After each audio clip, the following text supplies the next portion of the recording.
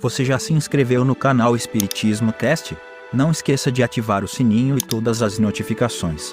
Assim te informaremos quando houver novos vídeos. E ajude a manter este trabalho voluntário, clicando em Seja Membro.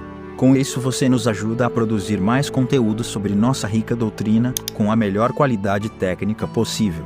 E não se esqueça de clicar no like e compartilhar com seus amigos. Gratidão pela sua presença.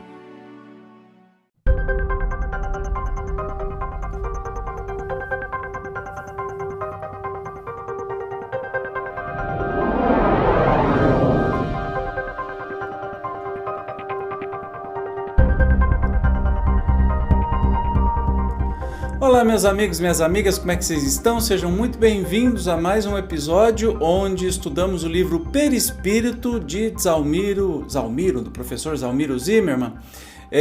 Já vou adiantando que eu sou um estudante assim como você, eu só estou me dispondo a fazer esses vídeos para que a gente estude junto, tá? Não sou um expert no assunto nem nada, só tenho boa vontade e curiosidade. Hoje o estudo está sensacional, eu acho que vai ser muito legal, porque é quase que um resumão sobre mediunidade, e é justamente perispírito e mediunidade. Mediunidade é a natural aptidão para intermediar os espíritos. Então, a gente precisa ter em mente o seguinte: só é médium aquele que intermedia entre os planos, tá? Podemos ser videntes sem sermos médiums, ou seja, os animais são videntes, por exemplo, mas não são médiums porque eles não intermediam, entenderam? E tem um monte de categoria, mas vamos lá mais a fundo agora. Para conhecer as coisas do mundo visível e descobrir os segredos da natureza material, mostra Kardec, outorgou Deus ao homem a vista corpórea, os sentidos e instrumentos especiais. Com o telescópio ele mergulha o olhar nas profundezas do espaço e, com o microscópio, descobriu o mundo dos infinitamente pequenos. Para penetrar no mundo invisível, deu-lhe a mediunidade. A mediunidade é aquela luz que seria derramada sobre toda a carne e prometida pelo Divino Mestre aos tempos do Consolador, atualmente em curso na Terra. Lembra Emmanuel, por intermédio de Chico Xavier.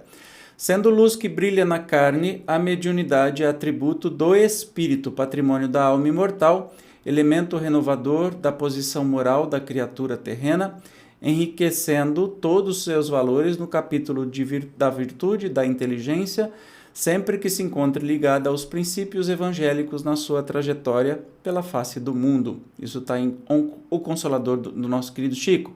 Embora a mediunidade seja principalmente considerada como envolvendo desencarnados e encarnados, e esse é o aspecto mais significativo, importante é lembrar que ela também não só pode ocorrer entre espíritos desencarnados, como ainda que raramente entre os próprios encarnados.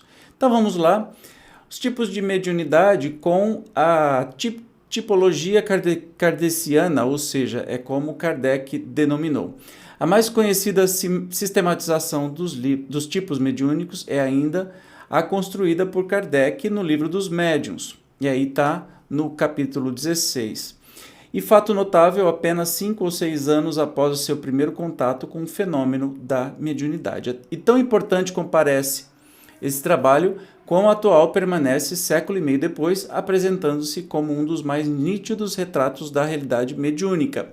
Aliás, nós temos estudos aqui no canal do Livro dos Médiuns, então eu super recomendo que você participe, porque é muito, muito bom. É um manual prático, assim, sobre mediunidade. Mas vamos lá. O quadro a seguir mostra uma visão abrangente dos tipos mediúnicos elencados pelo codificador.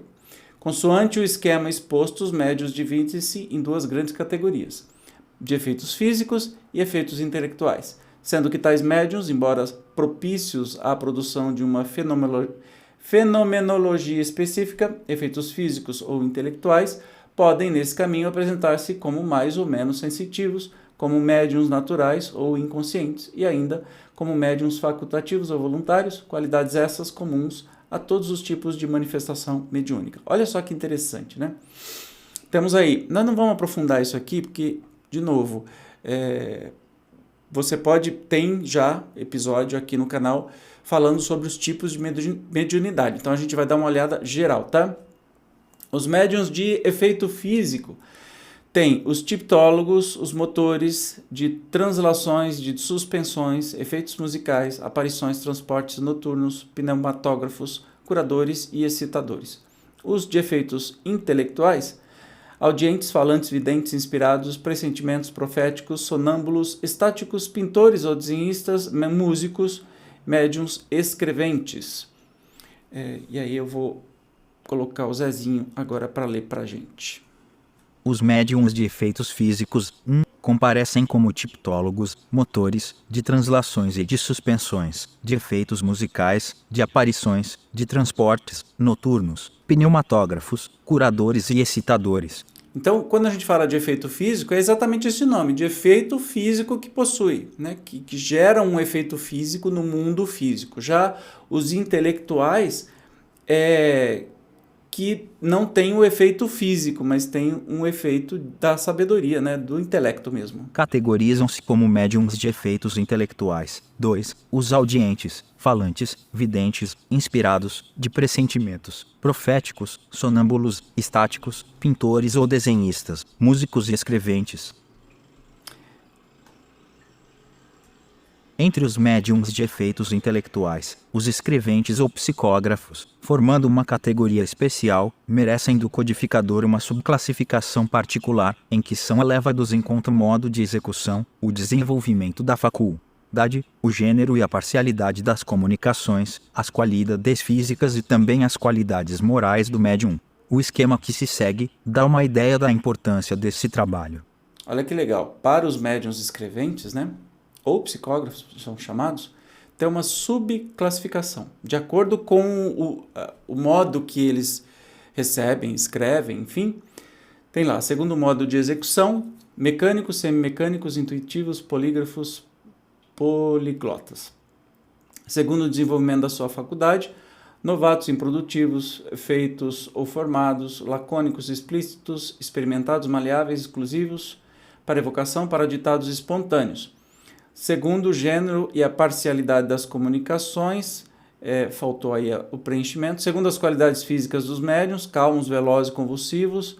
Segundo as qualidades morais, tem os imperfeitos e os bons médiuns. Olha só, os imperfeitos: obsidiados, fascinados, subjugados, levianos, indiferentes, presunçosos, orgulhosos, suscetíveis, mercenários, ambiciosos, de má fé. Os bons médiuns, sérios, modestos ou devotados. Então tem muita coisa, muita classificação, e de novo eu aconselho que você estude o livro dos médiuns se quiser se aprofundar, tá? A classificação de Kardec, como se sabe, não pretende o enquadramento rígido dos agentes mediúnicos. Como observa o codificador, esse esquema não pressupõe a existência específica de um médium para cada faculdade. Ao contrário, o médium pode possuir diversas aptidões mediúnicas, caso de multiaptidão mediúnica, com o uso especial de uma ou de outra, de acordo com o comando espiritual e exigências circunstanciais. Esclarece, a propósito, o venerável mestre. Isso está no livro dos médiuns. Todas estas variedades de médiums apresentam uma infinidade de graus em sua intensidade. Muitas aqui, a bem dizer, apenas constituem matizes, mas que, nem por isso, deixam de ser efeito de aptidões especiais. Concebe-se que há de ser muito raro esteja a faculdade de um médium rigorosamente circunscrita a um só gênero. Um médium pode, sem dúvida, ter muitas aptidões, havendo, porém, sempre uma dominante. Ao cultivo dessa que, se for útil, deve-lhe aplicar-se. Em erro grave incorre quem queira forçar de todo modo o desenvolvimento de uma faculdade que não possua. Deve a pessoa cultivar todas aquelas de que reconheça possuir os germens. Procurar ter as outras é, acima de tudo, perder tempo e, em segundo lugar, perder, talvez, enfraquecer, com certeza, as de que seja dotado. A mediunidade, gente, não é essa história. Tem uma palavra muito esquisita que se usa no meio espírita, que é assim, desenvolver. Ah, vou desenvolver a mediunidade. Não, desculpe. O que você vai fazer é estudar a mediunidade para identificar. Mediunidade não é o tipo de coisa como se fosse um curso que você faz e depois você sai exercendo. Tá? A mediunidade está com a gente, ela é um atributo do corpo físico, tem pesquisa sobre isso, né? que há na glândula pineal evidências da mediunidade, ela passa de mãe para filho, é familiar, e você nasce com ela. Pode ser que ela se manifeste num momento específico da vida, mas geralmente quem é médium, por exemplo, de efeito físico, tem isso a vida inteira e se reconhece nisso. Então, o estudo não desenvolve a mediunidade no sentido de que ela fique mais afiada, não sei o que, mas você entende como é que o processo funciona e aí você pode fazer uso e controle dela, entendeu? Mas não é uma coisa que, então eu vou desenvolver, eu vou fazer um curso e aí do nada eu vou começar a conversar com o espírito. Não force, o próprio Kardec está dizendo. E não existe um único tipo de mediunidade, né? Então, todo mundo é médium de algum grau. Cada um tem uma ou mais mediunidades, tipos de mediunidade. Então, eu posso ser um médium vidente e audiente. Eu posso ser um psicógrafo, aquele que escreve e também escutar. Ou eu posso ter clarividência, que é ver um pouquinho além no futuro. Eu posso ser sensitivo, eu posso ser intuitivo, tanta coisa, entende? Posso ter de efeitos físicos. Se o seu relógio para, você não consegue ter relógio de pulso ou nenhum relógio na sua casa, certamente você é médium de efeito físico e por aí vai. Não existe um só, tá? Um tipo só. Eu só sou médium vidente. Não. Kardec foi muito claro aí. A importância dessa notável contribuição de Kardec é dada pelo fato incontestável de que, transcorridos os tempos, o seu trabalho permanece rigorosamente atual, constituindo-se ontem como hoje referência taxionômica das mais valiosas e respeitáveis, ainda que as práticas mediúnicas tenham propiciado o surgimento de algumas novas designações. Por exemplo, os médiuns falantes, hoje conhecidos como psicofônicos, ou psicófonos e psicógrafos, soem ser presentemente designados também como médiuns de incorporação, a se dividirem em conscientes, catalogados por Kardec como intuitivos, e inconscientes, modalidades essas comuns, aliás, a todas as espécies mediúnicas. Da mesma forma, os médiuns pneumatógrafos são denominados médiuns de escrita direta, e os que se prestam à produção direta da voz humana, pneumatofonia, médiuns de voz direta. De novo, eu aconselho, já tem episódio aqui no canal para você saber direitinho o que é cada uma dessas palavras. Eu não vou ficar redundante aqui, tá? Senão o estudo fica muito demorado. E tem outros sistemas classificatórios também, a não ser os que Kardec fez, tá?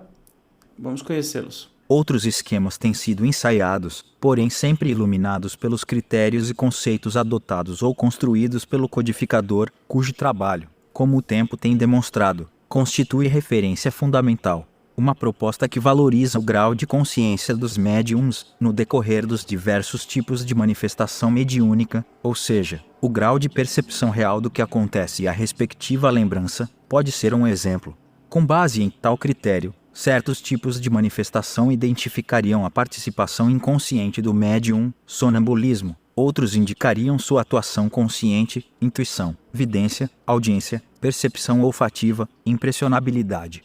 Outros ainda referir-se-ão tanto à atuação consciente, como semiconsciente ou inconsciente do médium durante as ocorrências, psicografia, psicofonia, psicopintura, atividade curadora, desdobramento e bilocação, psicometria, materialização e os chamados efeitos físicos, e categorias mediúnicas a que requisitariam sensibilidade muito especial, como a dos médiums superconscientes, superintuição, clarividência, clareaudiência.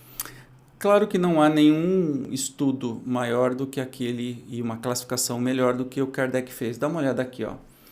Tipos de médiuns e mediunidades conforme o grau de consciência do médium. Então tem o inconsciente, que é o sonambulismo. O inconsciente é quando a gente está dormindo, tá? Então, sonambulismo. O consciente tem intuição, eu acho que eu sou desse. Vidência, quando você vê. Audiência, quando você escuta os espíritos. Percepção olfativa, gente, eu tenho disso direto. Impressionabilidade, psicografia, psicofonia, psicopintura, de pintura, sabe? Curadora, de desdobramento, psicometria de ectoplasmia, materialização. Aí está no médio consciente, semiconsciente ou inconsciente, pode ter efeito físico de todos os tipos possíveis, e tem um médium superconsciente que tem uma superintuição, clarividência e clareaudiência, que é uma previsão do futuro, tá? Olha que figura curiosa aqui, ó. Foto de Aksakoff fazendo experiências de levitação com a médium, a famosa médium Eusapia Palladino, italiana, né? Uma médium de efeito físico fantástica. Olha que interessante, fazendo levitação com uma mesa, com ela mesma. Muito legal, né? Outro exemplo é o esquema que se refere especialmente às manifestações de efeitos físicos, a caracterizarem, logicamente, as qualidades dos vários tipos de médiums. Olha só quanta coisa que tem. Fenômenos mediúnicos de efeitos físicos. Pneumatoglossia, que tem a pneumatofonia, Quando fala pneumo, é porque é produzido fora do corpo humano. Então, uma pneumatofonia é a produção da voz do espírito, não pelo médium. Entende? Pneumatografia é quando há uma escrita direta entre duas pedras, num papel, alguma coisa assim. A escrita se faz sem a ajuda de absolutamente nada. E aí tem todos esses nomes aí, ó. Telergia, somatização, sematoplastia, telepastia, ectoplasma visível e todos os outros, que a gente não vai entrar a fundo, é só para entender, né? Vamos colocar o Zezinho aqui para ler mais uma vez. Divide o autor os fenômenos medianímicos de efeitos físicos em 4 grandes grupos: fenômenos de pneumatoglossia, pneumatofonia e pneumatografia, de telergia, tipologia, sematologia, motores, transporte, químicos, elétricos, magnéticos, de somatização ou sematoplastia, dermografia, estigmatização, incombustibilidade, invulnerabilidade, de teleplastia, transfiguração, bicorporeidade, superincorporação, materialização parcial, materialização completa. E o médico e escritor José André sugere ainda um esquema com outra distribuição, como a captativa, inspirações, a receptiva, com vidência, audiência, psicografia, sonambulismo, modificação, psicometria, e de efeitos físicos, fenômenos luminosos, ruídos, batidas, tipologia, levitações e transportes, voz direta, moldagens e materializações, transfigurações, formas, pensamentos e fotografias. Tipologia é quando o espírito combina 1 para sim, 2 para não e assim vai adiante. Olha essa foto que estava num livro que eu tinha quando era criança, chamado O Impossível Acontece. Nunca mais eu sei onde é que foi parar esse livro, acho que minha mãe jogou fora. O que é isso aqui? Ó? Foto do médium britânico Colin Evans em levitação numa sessão pública acontecida em Londres em 1938. Olha, gente. Perceba aqui, ó, que tem um raio luminoso. Que interessante, né? Muito legal, muito legal. Seja qual for o tipo de manifestação mediúnica, o perispírito é sempre o principal elemento a ser considerado. O perispírito, nos diz Kardec, é o princípio de todas as manifestações. O conhecimento dele foi a chave de explicação de uma imensidade de fenômenos. Então, para a gente entender que não há médium sem o perispírito, tá? É por meio do perispírito que toda mediunidade acontece. E fácil perceber a importância do tema quando se compreende, de primeiro, que, constituindo, como já visto, um campo aglutinador de energia cósmica adequada à Terra, a envolver a alma, o perispírito integra o espírito. Segundo, que em se tratando de mediunidade no plano material a faculdade mediúnica não é, a rigor, do corpo, ainda que condicionada a possibilidades nervosas que se elaboram na morfogênese, sob o impulso perispiritual do reencarnante, porém, do espírito. Como mostra claramente o Livro dos Espíritos, todas as percepções constituem atributos do espírito e lhes são inerentes ao ser. Kardec, Allen. O Livro dos Espíritos, 75 ed. Feb. 1994. Cite, p. 163 e 249a. E finalmente que, por suas condições, pois já se trata de uma estrutura de natureza mais próxima da matéria, perispírito é fator de contato e comunicação entre os mundos espiritual e físico assim. Se quase sempre o processo mediúnico ocorre substancialmente, mente a mente, perispírito é o instrumento, tanto do comunicante, como do médium. Percebeu? O perispírito é o instrumento dessas comunicações, tanto do médium quanto do espírito que comunica. Lembra, o espírito tem o seu perispírito, ele precisa disso para que a comunicação também aconteça. Nesse contexto, importa considerar ainda alguns fatores especiais relacionados com o processo mediúnico, como, por exemplo, os que dizem com a aura e com a compatibilidade entre as partes, principalmente nas modalidades mediúnicas classificadas por Kardec como de efeitos intelectuais. Vai, Zezinho. Quanto à aura, ressalta a evidência que, constituindo uma projeção do perispírito, envolvendo, representa o primeiro nível de contato, nos casos de relação direta, entre comunicante e médium. É por essa couraça vibratória, espécie de carapaça fluídica, em que cada consciência constrói o seu ninho ideal, anota André Luiz, que começaram todos os serviços da mediunidade na Terra, considerando-se a mediunidade como um atributo do homem encarnado para corresponder-se com os homens liberados do corpo físico. Isso está no Evolução em Dois Mundos. Se toda aproximação de ordem mediúnica significa, de primeiro, contato e ligação entre auras, é óbvio, também, que deve haver um mínimo de compatibilidade energética, magnética ou psicomagnética, entre elas. Verdade que, muitas vezes, essa necessária compatibilidade parece até ser de alguma forma induzida por ação direta dos espíritos responsáveis, atendendo a requisições transitórias, ditadas pela necessidade de esclarecimento ou orientação, mas, fundamentalmente, a sintonia mediúnica, momentânea ou não, imprescinde de uma certa compatibilidade, superficial ou não, entre as auras dos espíritos envolvidos. O fenômeno mediúnico acontece em grande parte devido à expansibilidade do perispírito. Lembra, a gente já viu essa função aqui. Graças particularmente a essa propriedade, que obviamente não pode ser dissociada das demais, haja vista, por exemplo, que o papel da plasticidade desempenha nos fenômenos de licantropia, que é a transformação do espírito em formas animalescas, amplia-se e afina-se a sensibilidade do médium, seu campo de percepção, permitindo um registro mais apurado da presença e do pensamento do comunicante. Se for o caso. De outras vezes, é a expansibilidade do corpo espiritual que possibilita o desprendimento inicial do espírito em direção, eventualmente, ao desdobramento, que é uma duplicação corpórea, e bilocação, que são outras propriedades, qual já se verifica em função de outra notável faculdade perispírito, que é, como já visto, a bicorporeidade. Olha só, foto do Coronel de Rochas fazendo experiência de levitação de objetos com a médium Eusapia Paladino. Ao seu lado, de perfil, o Sr. Maxwell. Que legal, né? Muito legal. Faculdade natural inerente, pois, à própria vida, a mediunidade manifesta-se diferentemente em cada pessoa. Com efeito, se não há dois espíritos iguais, é evidente que cada indivíduo apresenta características perispiríticas próprias, a ensejarem ocorrências que, obviamente, digam respeito a essas qualidades. Especificamente assim, embora os processos mediúnicos possam ser enquadrados em um esquema geral, as peculiaridades que marcam os modos de manifestação guardam relação com a estrutura psíquica de cada médium, sua constituição orgânica, sua história espiritual, ou evidenciarem condições perispiríticas únicas, que vão definir os vários tipos de intercâmbio mediúnico. É claro que cada mediunidade é única, tem uma classificação para ficar mais fácil da gente entender, mas a mediunidade é única, cada um é diferente. Olha só que interessante essas duas fotos da levitação da mesa, né? Experiência de levitação com a célebre médium Eusapia Paladino.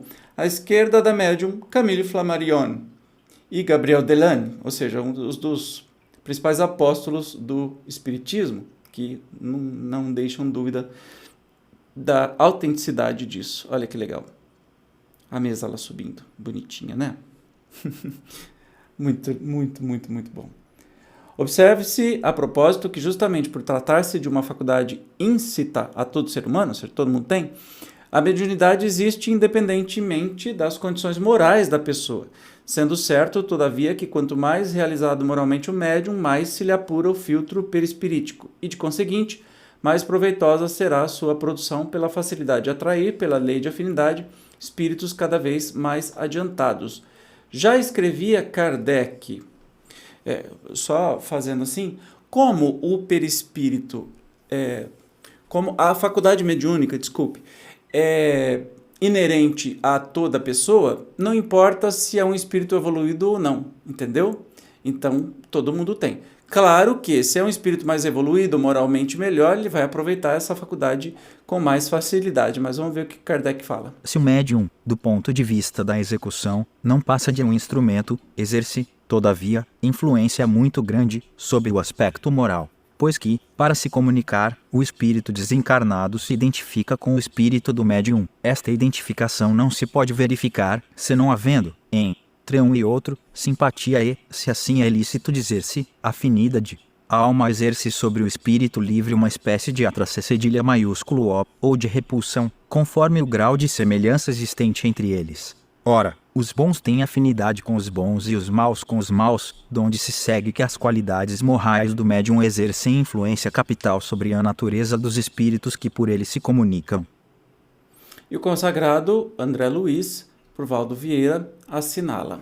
Vamos ver o que ele tem aqui para nos dizer. Vai, Zezinho. Forçoso reconhecer que a mediunidade, na essência, quanto à energia elétrica em si mesma, nada tem a ver com os princípios morais que regem os problemas do destino e do ser. Dela podem dispor, pela espontaneidade com que se evidencia, sábios e ignorantes, justos e injustos, expressando-se-lhe, desse modo, a necessidade da condução reta, quanto a força elétrica exige disciplina e de auxiliar. Esse motivo porque os orientadores do progresso sustentam a doutrina espírita na atualidade do mundo, por chama divina, cristianizando fenômenos e objetivos, caracteres e faculdades, para que o Evangelho de Jesus seja de fato incorporado às relações humanas. Aspas. Então, assim, sempre a mediunidade é um fator humano, tá? Não independe do grau moral dessa pessoa. Se todo o processo mediúnico assenta-se nas possibilidades perispiríticas, não é menos certo que a função do psicossoma varia de acordo com o tipo de fenômeno.